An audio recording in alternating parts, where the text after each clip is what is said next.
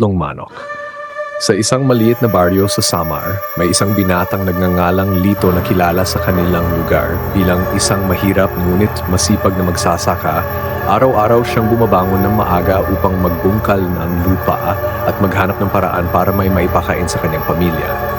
Ngunit sa kabila ng kanyang pagsusumikap, ay tila hindi pa rin sapat ang kanyang kinikita, kaya naisipan niyang subukan ang kapalaran sa sabungan sa kalapit na bayan. Isang umaga, dala ang kanyang tatlong manok na panabong. Tahimik siyang naglakad papunta sa bayan. Ang mga manok ay tila pangkaraniwan lamang sa paningin ng iba, walang kakaibang kulay o lakas na mapapansin. Kaya maraming tao ang hindi siya pinansin habang siya ay papasok sa sabungan. Ang iba pa nga ay napangiti at nagbulungan dahil sa itsura ng kanyang mga alaga. Habang papalapit siya sa sabungan, may isang matandang lalaki ang lumapit sa kanya. Ang matanda ay may kakaibang tingin sa mga manok ni Lito, para bang may nakikita siyang hindi napapansin ng iba. "Iha, saan mo nakuha ang mga manok na iyan?" Tanong ng matanda sa mahinang tinig. Saglit na natigilan si Lito ngunit sumagot din, "Bigay lang po ng aking yumaong ama," ang sabi niya habang hinahaplos ang isa sa mga manok. Ngumiti ang matanda at bahagyang tumango. Hindi ordinaryo ang mga iyan, may taglay na hiwaga. Wika niya bago tuluyang lumayo, naiwan si Lito na nagtatakan ngunit hindi niya ito masyadong pinansin dahil mas iniisip niya ang laban na kanyang sasalihan. Pumasok siya sa sabungan at agad na naghanap ng makakalaban. Marami ang tumanggi nang makita ang kanyang mga manok. Hindi dahil sa takot kundi dahil sa tingin nila ay hindi ito karapat-dapat na kalaban. Ngunit sa wakas ay may isang mayabang na sabungero ang pumayag. "Sige, subukan natin ang manok mo mukhang pagod," sabi nito sabay tawa ng mga tao sa paligid. Nang magsimula ang laban, tahimik lamang si Lito sa isang sulok. Pinagmamasdan ang kanyang manok na tila kalmado sa gitna na ingay ng sabungan. Ngunit sa unang salpukan pa lamang ay nagulat ang lahat. Ang manok ni Lito ay mabilis at tila alam ang bawat galaw ng kalaban. Sa isang iglap ay bumagsak ang kalabang manok. Napuno ng sigawan ng sabungan, ang mga taong kanina'y tumatawa ay napalitan ng pagkagulat at paghanga. Si Lito naman ay hindi makapaniwala sa kanyang nakita. Hawak niya ang kanyang panalo, ngunit ang kanyang isip ay puno ng katanungan. Paano nangyari iyon? Sa kanyang dibdib ay unti-unting sumibol ang isang pakiramdam, may kakaiba sa kanyang mga manok, at marahil ang sinabi ng matanda ay may katotohanan. Ngunit hindi pa niya alam na ang simpleng panalong iyon ay simula pa lamang ng isang mas malalim na hiwaga na magbabago sa kanyang buhay. Asa ng laban, maaga pa lamang ay gising na si Lito. Hindi siya mapakali sa mga nangyari noong nakaraang araw. Paulit-ulit niyang iniisip kung paano nanalo ang kanyang manok ng ganoon kadali. Habang pinapakain niya ang tatlong alaga ay mas lalo niyang napansin ang kakaiba sa mga ito. Ang kanilang mga mata ay tila may lalim, parang may naintindihan na hindi may paliwanag. Habang siya ay nakaupo sa labas ng kanyang kubo, muli niyang naalala ang matandang lalaki na kumausap sa kanya sa sabungan. May kung anong hiwaga sa mga sinabi nito na ngayon ay tila unti-unti niyang pinaniniwalaan. Hindi ordinaryo ang mga iyan. Paulit-ulit na umuukit sa kanyang isipan ang mga salitang iyon. Makalipas ang ilang sandali, may kumatok sa kanyang pintuan. Pagbukas niya ay laking gulat niya nang makita ang parehong matanda na nakatayo. Sang ilang araw matapos malaman ni Lito ang lihim ng kanyang mga manok, hindi pa rin siya lubos na makapaniwala sa kapangyarihang taglay ng mga ito. Ngunit sa bawat laban na kanyang sinasalihan ay unti-unti niyang nakikita ang katotohanan.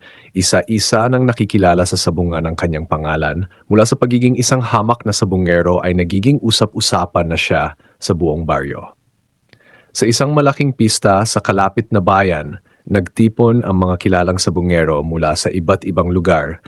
Ito ang pagkataon ni Lito upang subukan ang kanyang kakayahan laban sa mas malalakas na kalaban, dala ang kanyang tatlong manok.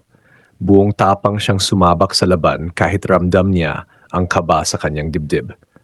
Pagpasok pa lamang niya sa sabungan ay napansin na siya ng marami. Yan na ba yung may tatlong manok na laging panalo? Bulong ng ilan. Ngunit may ilan ding nagdududa at nais siyang subukin. Kabilang na ang isang kilalang sabungero na si Mang Abner. Isang matagal nang hindi natatalo at kinatatakutan ng karamihan. Lumapit si Mang Abner kay Lito at ngumiti ng may halong pagmamataas. "Narinig ko ang tungkol sa'yo. Gusto kong makita kung gaano kalakas ang manok mo." Hamon nito. Hindi nagdalawang isip si Lito at tinanggap ang laban. Nang magsimula ang laban, agad na naging agresibo ang manok ni Mang Abner. Mabilis itong sumugod at halos hindi magpahinga sa pag-atake. Sandaling napaatras ang manok ni Lito at tila nahirapan, kinabahan si Lito at naalala niya ang sinabi ng matanda.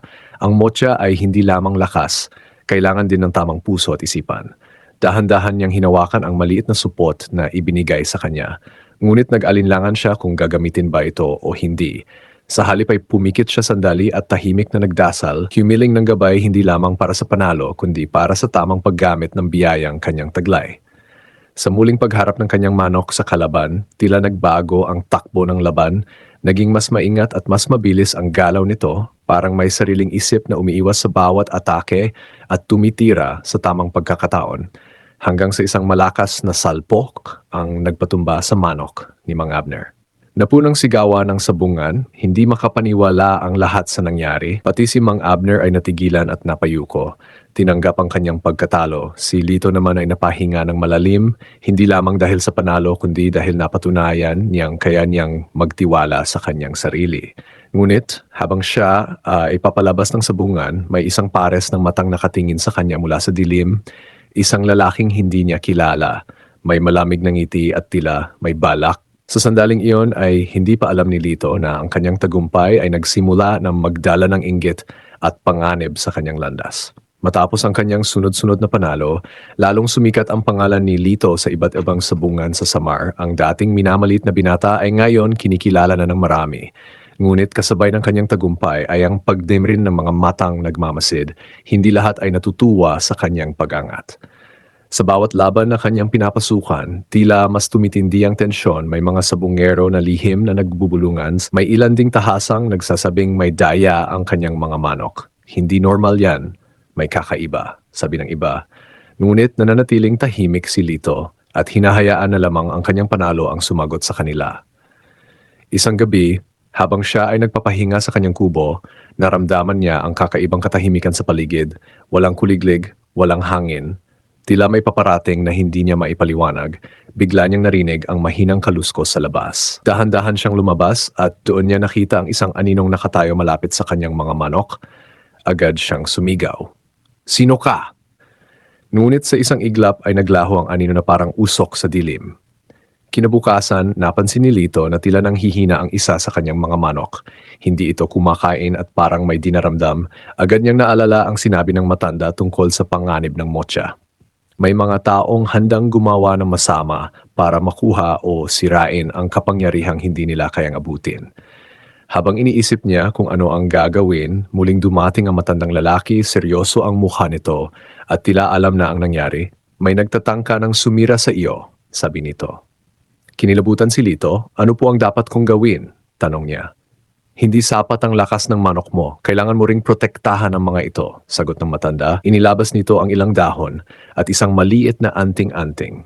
Ilagay mo ito malapit sa kulungan at huwag mong hayaang may makalapit sa kanila nang hindi mo nalalaman. Tinanggap ni Lito ang mga ito at agad na ginawa ang sinabi ng matanda. Sa kanyang puso ay naramdaman niya ang bigat ng kanyang sitwasyon. Hindi na lamang ito tungkol sa panalo sa sabungan. Ito ay laban na rin para sa kaligtasan ng kanyang mga alaga at ng kanyang sarili. Habang papalubog ang araw, muli niyang pinagmasdan ang kanyang 3 manok. Ngayon ay alam na niyang hindi lamang tagumpay ang kapalit ng kanilang kapangyarihan, kundi pati panganib na unti-unting lumalapit sa kanyang buhay at sa dilim ng gabi, ang anino ay muling gumalaw. Naghihintay ng tamang pagkakataon para umatake muli. Lumipas ang mga araw na puno ng pag-iingat. Hindi na iniiwan ni Lito ang kanyang mga manok kahit sandali, bawat galaw ay binabantayan niya, bawat tunog sa paligid ay kanyang pinakikinggan. Dahil alam niyang may nagmamasid at naghihintay ng pagkakataon. Unti-unting bumalik ang lakas ng kanyang manok na nanghina, tila naging epektibo ang mga dahon at anting-anting na ibinigay ng matanda. Ngunit sa kabila nito ay hindi pa rin nawawala ang kaba sa kanyang dibdib, sapagkat alam niyang hindi pa tapos ang banta. Isang gabi, habang malakas ang ulan at kumikidlat sa kalangitan, biglang nag-ingay ang kanyang mga manok. Tila ba may kinatatakutan? Agad na tumayo si Lito at lumabas ng kubo. Dala ang isang ilawan, ang hangin ay malamig at mabigat, at sa bawat kislap ng kidlat ay may aninong lumilitaw sa di kalayuan. Sa likod ng kulungan, nakita niya ang isang lalaki na nakaitim, Nakatayo at nakatitig sa kanyang mga alaga. Ang mga mata nito ay tila nag-aalab sa galit at inggit. Ikaw ang may-ari ng mga manok na may motya. Malamig nitong wika. Lumayo ka, sigaw ni Lito habang pinoprotektahan ang kulungan, ngunit hindi natin nagang lalaki. Sa halip ay dahan-dahan itong lumapit, hawak ang isang maliit na sisidlan na may lamang maitim na likido. Ibibigay mo sa akin ang mga manok o ako na ang kukuha, banta nito. Kinabahan si Lito ngunit hindi siya umatras. Naalala niya ang mga salita ng matanda.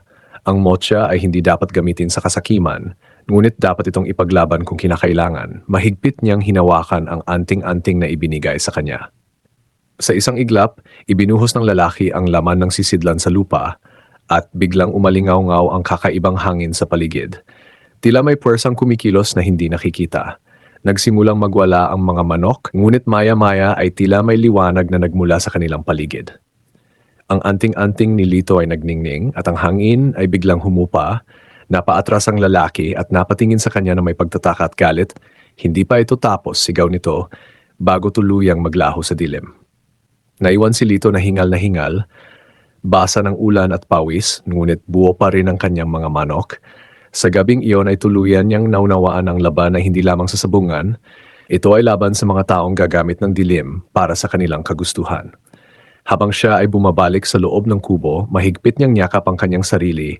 Alam niyang mas lalalim pa ang kanyang paglalakbay at ang motya na kanyang minana ay magdadala sa kanya sa isang mundong puno ng panganib, lihim at pagsubok na maghuhubog sa kanyang pagkatao. Ang kapalit ng kapangyarihan. Matapos ang gabing iyon, hindi na muling nakatulog ng mahimbing si Lito. Ang bawat tunog sa paligid ay tila may kahulugan. Ang bawat anino ay parang may dalang panganib. Alam niyang ang lalaking umatake ay hindi basta susuko. Kinabukasan, agad niyang hinanap ang matandang lalaki, natagpuan niya ito sa gilid ng baryo, tahimik na nakaupo at tila naghintay. Alam kong darating ka. Wika nito bago pa man makapagsalita si Lito. Babalik po ba siya? Tanong ni Lito na may halong takot.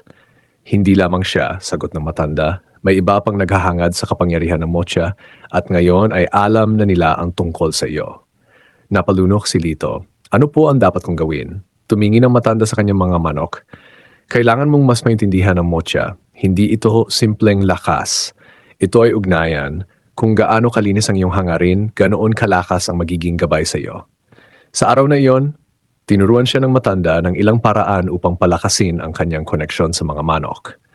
Hindi sa pamamagitan ng dahas kundi sa pagtitiwala at pag-alaga, pinahawak sa kanya ang mga dahon at ipinakita kung paano ito mitin sa tamang oras at kung paano makinig sa kilos ng kanyang mga alaga. Lumipas ang ilang araw ng pagsasanay at napansin ni Lito na mas nagiging malalim ang kanyang pakiramdam sa bawat galaw ng kanyang mga manok. Tila ba naiintindihan niya ang kanilang iniisip at mas nagiging maayos ang bawat laban na kanyang pinapasukan. Ngunit isang hapon, may dumating na balita mula sa bayan, isang malaking laban ang gaganapin, ang pinakamahuhusay na sabungero ay magtitipon, at ang sinumang manalo ay magkakamit ng malaking gantimpala at pangalan.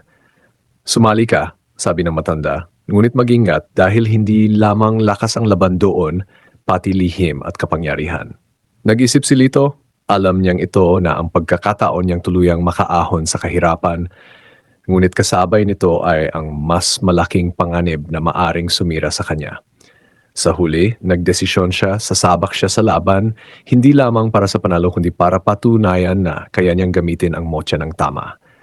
Habang papalubog ang araw, tinanaw niya ang malayo at hinawakan ang kanyang anting-anting, ramdam niya ang bigat ng kanyang tatahakin at sa kanyang puso ay may isang tanong na patuloy na umuukit, hanggang saan niya kayang ipaglaban ang kapangyarihang ito nang hindi nawawala ang kanyang sarili. Mating ang araw ng pinakahihintay na laban sa bayan, mula sa iba't ibang sulok ng Samar ay nagsidadatingan ng mga kilalang sabungero. Ang sabungan ay punong-puno ng tao, ingay at tensyon. Bawat isa ay may dalang pag-asa at yabang taang sa kanilang mga alaga.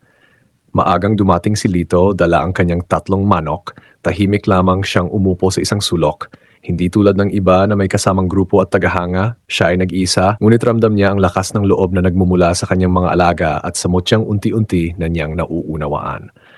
Habang tumatagal ay lalong umiinit ang laban, isa-isang bumabagsak ang mga manok ng malalakas na sabungero at ang mga natitira ay ang tunay na pinakamahusay. Nang tawagin ang pangalan ni Lito ay biglang napatingin ang lahat. ang dating hindi kilala ay ngayon ay isa na sa mga inaabangan. Ang kanyang unang laban ay naging mabilis. Tulad ng dati ay nanaig ang kanyang manok. Ngunit mas ramdam niya ngayon ang hirap, mas matatalino at mas agresibo ang mga kalaban. Bawat galaw ay kailangan ng tamang tiyempo at tiwala. Sa ikalawang laban, mas tumindi ang hamon. Ang kalaban niya ay isang sabungero mula sa malayong bayan na kilala sa paggamit ng kakaibang teknik. Halos mapahamak ang manok ni Lito, ngunit sa huling sandali ay nakabawi ito at muling nagwagi. Habang papalapit ang huling laban, napansin ni Lito ang isang pamilyar na presensya. Sa gitna ng maraming tao ay nakita niya ang lalaking utake sa kanya noong gabing maulan, nakatuyto at nakangiti, tila ba hinihintay ang kanyang pagkatalo. Kinabahan si Lito ngunit pinilit niyang manatiling kalmo. Alam niyang hindi lamang laban ng mga manok ang mangyayari, kundi laban ng mga kapangyarihang hindi nakikita. Sa huling laban, ang kanyang makakalaban ay ang pinakakilalang sabungero sa lugar, isang lalaking hindi pa natatalo kailanman, at sa mga bulong ng tao ay sinasabing may sariling motya rin ito. Nang magsimula ang laban, agad na naramdaman ni Lito ang kakaibang tensyon sa hangin. Ang dalawang manok ay tila may sariling lakas na naglalaban. Bawat galaw ay mabigat at puno ng puwersa, hindi ito tulad ng mga nauna niyang laban. Sandaling nag-alinlangan si Lito, ngunit naalala niya ang mga itinuro ng matanda, hindi sapat ang lakas, kailangan ng tamang puso. Pumikit siya at nagtiwala sa kanyang koneksyon sa kanyang manok. Sa gitna ng laban, tila nagliwanag ang kanyang pakiramdam. Ang kanyang manok ay kumilos ng may kakaibang husay, umiiwas, sumusugod at sa tamang sandali ay nagbigay ng isang matinding salpok na nagpatumba sa kalaban. Sumabog ang sabungan sa sigawan, si Lito ay nagwagi, ngunit habang siya ay itinataas bilang panalo, ang kanyang tingin ay napunta sa lalaking nasa gilid na ngayon ay may malamig na titig at galit sa mga mata. Sa kabila ng kanyang tagumpay, alam ni Lito na ang laban ay hindi pa tapos, ang tunay na pagsubok ay nagsisimula pa lamang. 8. Ang kapalit ng tagumpay. Matapos ang kanyang malaking panalo, umalingaw-ngaw ang pangalan ni Lito sa buong bayan. Ang simpleng binata mula sa baryo ay ngayon kinikilala bilang isa sa pinakamagaling na sabungero. Lumapit ang maraming tao upang bumati, may mga nag-alok ng pakikipagsosyo at may ilan ding gustong bumili ng kanyang mga manok sa napakalaking halaga. Ngunit sa kabila ng lahat ng iyon, nanatiling tahimik si Lito. Hindi niya malimutan ang malamig na titig ng lalaking matagal nang sumusunod sa kanya. Ramdam niyang may paparating na kapalit ang kanyang tagumpay. Kinagabihan, habang siya ay nagpapahinga sa kanyang tinutuluyan, bigla niyang narinig ang mahinang yabag sa labas, dahan-dahan siyang tumayo at sumilip sa bintana. Ngunit wala siyang nakita. Ang hangin ay tahimik, ngunit mabigat, tila may nagkukubli sa dilim. Maya-maya, nakarinig siya ng mahinang tilaok mula sa kanyang mga manok, ngunit ang tunog ay hindi pangkaraniwan, parang may halong sakit at takot. Agad siyang lumabas, at nakita niyang ang isa sa kanyang mga manok ay nanginginig at tila nahihirapan. Hindi ito normal, bulong niya sa sarili. Agad niyang hinawakan ang anting-anting at sinubukang pakalmahin ang kanyang alaga. Ngunit habang ginagawa niya iyon ay biglang lumakas ang hangin at tila may presensyang nakapaligid sa kanila. Sa isang iglap, muling nagpakita ang lalaking nakaitim, ngunit ngayon ay hindi na siya nag-isa, may kasama siyang dalawa pang taong nakatayo sa likuran. Akala mo ba ay matatapos na ang lahat sa panalo mo? Malamig nitong sabi. Nasa akin na ang kailangan ko, sagot ni Lito habang pinipigilan ng takot. Ngumiti ang lalaki, hindi pa, ang motya mo ay mas malakas kaysa inaakala mo at kukunin namin iyon kahit pa kailangan naming sirain ka.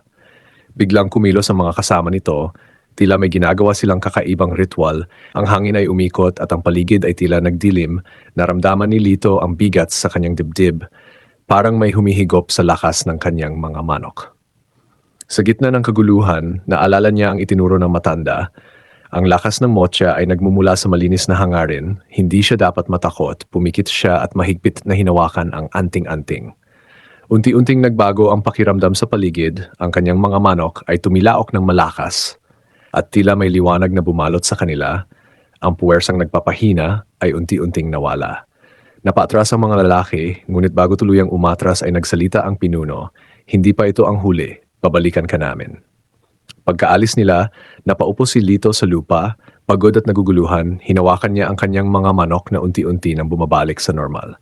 Sa gabing iyon, malinaw na sa kanya na ang kanyang tagumpay ay may kapalit. Hindi lamang ito kasikatan o pera, kundi panganib na patuloy na susubok sa kanyang lakas.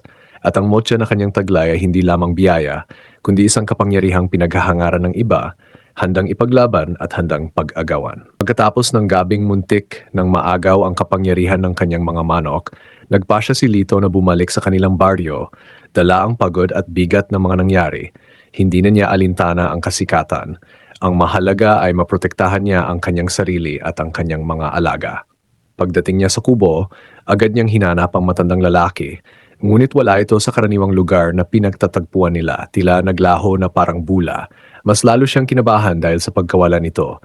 Pakiramdam niya ay mag-isa na lamang siyang haharap sa panganib.